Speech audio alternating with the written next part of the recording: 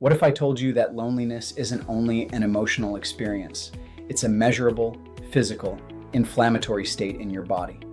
Research shows that socially isolated people carry higher levels of inflammation in their blood, and that inflammation directly lowers your pain threshold. Your need for connection isn't just emotional, it's biological. Let me explain why this belongs in a conversation about chronic pain. I'm Dr. Padda. This episode addresses something rarely included in a pain workup, but it should be your social connection. Because the science is now clear that isolation and loneliness produce real physical changes in your inflammation and your pain, and chronic pain itself tends to isolate people, creating a painful loop we need to understand. Here's the reframe. We tend to file loneliness under psychology, a feeling separate from physical health. But the research has shattered that wall. Social isolation and loneliness are now understood to be pro-inflammatory biological states. Your body, it turns out, evolved as a deeply social organism, and it reads chronic social disconnection as a form of threat. That perceived threat activates your stress and inflammatory systems. So loneliness isn't just felt in the mind, it's expressed in the immune system, in measurable inflammatory markers in the blood. Now the mechanism. Studies led by researchers like Dr. Steve Cole and Dr. John Cacioppo have shown that chronic loneliness is associated with a distinct shift in how our immune-related genes behave toward more inflammation. Isolated individuals tend to show higher levels of systemic inflammatory markers.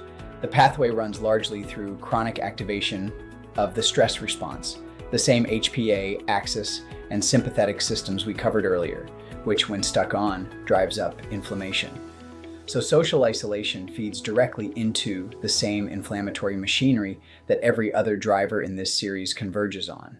And by now, you know what that inflammation does. It sensitizes your nervous system and lowers your pain threshold. And here's the cruel loop, one I see constantly in my practice. Chronic pain isolates people. It's exhausting, it limits what you can do, it makes socializing hard, and slowly the world shrinks. But that very isolation then raises inflammation, which lowers your pain threshold, which makes the pain worse, which isolates you further. Pain pushes you into loneliness, and loneliness pushes the pain back up. It's a downward spiral that can feel impossible to break from the inside, and it's almost never named as part of the medical picture. But naming it is the first step to interrupting it. The evidence is substantial and frankly sobering. We have research linking social isolation and loneliness to elevated inflammatory markers and to altered immune gene expression. We have large studies connecting loneliness to worse health outcomes across many conditions. And the relationship between inflammation and pain sensitivity is something we've documented throughout this series. This is rigorous science, and it tells us connection is not a luxury.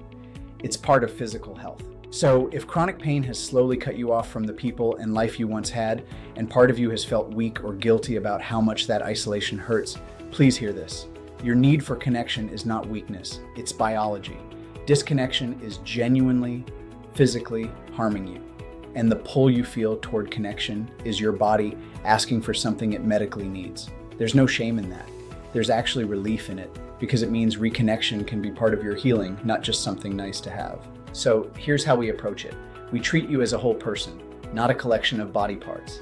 And that means recognizing social connection as a genuine factor in your inflammation and your pain.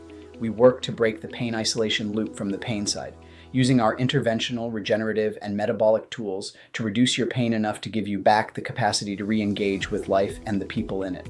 As you reconnect, the isolation-driven inflammation eases, and the spiral that was running downward can begin to run upward instead. Healing a person in pain is never only about the tissue. It's about the whole life that pain has touched. Pain may have shrunk your world. Part of healing is getting that world back, and that's medicine, not sentiment. If pain has pulled you into isolation, there's a way to break the loop. Go to painmd.tv and take the first step. I'm Dr. Padda. Let's treat all of you and help you return to your life.